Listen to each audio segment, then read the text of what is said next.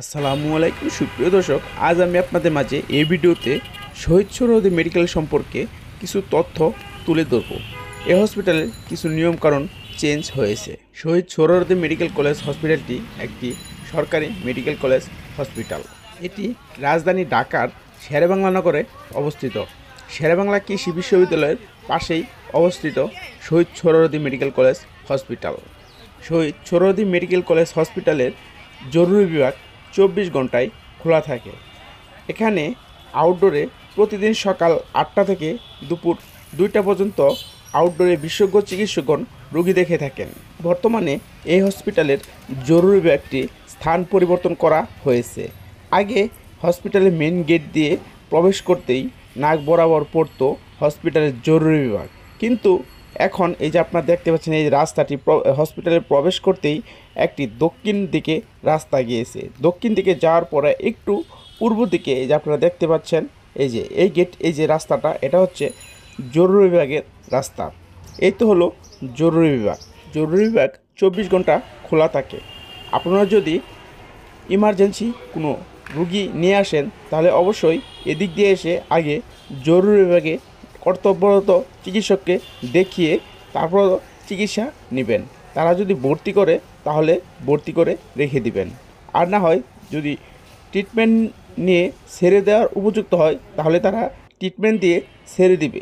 আর আপনারা যদি সকালবেলা আউটডোরে বিশেষজ্ঞ চিকিৎসক দেখাতে চান তাহলে অবশ্যই একটু দূরে চলে আসবেন। এসে এই হসপিটালে ঢুকতেই মেন গেট দিয়ে ঢুকতেই নাক বরাবর দেখবেন টিকিট কাউন্টার। এই দেখতে পাচ্ছেন এগুলি হচ্ছে আউটডোর। আউটডোরে টিকিট কেটে সিরিয়াল ধরে এখানে রুগী দেখাতে হবে। যেই বিভাগে রুগী দেখাবেন, যেই সমস্যা নিয়ে রুগী দেখাবেন ওই সমস্যার কথা বলে ওখান টিকিট কাউন্টার থেকে ওই ডাক্তারের টিকিট কাটতে হবে। এই হসপিটালে সকল ধরনের পরীক্ষা নিরীক্ষা করা হয়ে থাকে। এখানে প্যাথোলজিক্যাল সকল প্রকার পরীক্ষা করা হয়। ECG, X ray, ultra, CT scan, MRI সকল ধরনের টেস্ট এখানে করা হয়ে থাকে। আর এখানে সকল প্রকার পরীক্ষা নিরীক্ষা সরকার নির্ধারিত ফি মূল্যে করা হয়ে থাকে। এই হসপিটালে শুক্রবার ও সরকারি ছুটির দিনগুলোতে আউটডোর সেবা বন্ধ থাকে। তবে এখানে রোগী ভর্তি ও জরুরি বিভাগ 24 ঘন্টায় খোলা থাকে। এতক্ষণ শুধু এই হসপিটালের সকল সুবিধার কথা বললাম। তবে এসব সরকারি মেডিকেল কলেজ হসপিটাল ও সরকারি হসপিটালগুলোতে অনেক ধরনের সমস্যা থেকে থাকে বা রোগীদের ভোগান্তি পোহাতে হয়।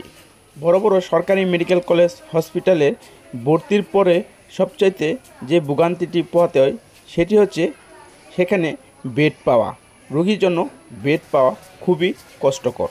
তবে আমি অনেক হসপিটালে গিয়েছি এবং দেখেছি, রুগী নিয়ে গিয়েছি, দেখেছি সেখানে ভর্তির পরে সেখানকার ওয়ার্ড বয়, আয়া বা ওখানকার আনসার সদস্যদের কিছু টাকা পয়সা দিলে তারা বেড ম্যানেজ করে দেয় এবং কি আনসার সদস্যরা রুগীদের অনেক কষ্ট দিয়ে থাকে।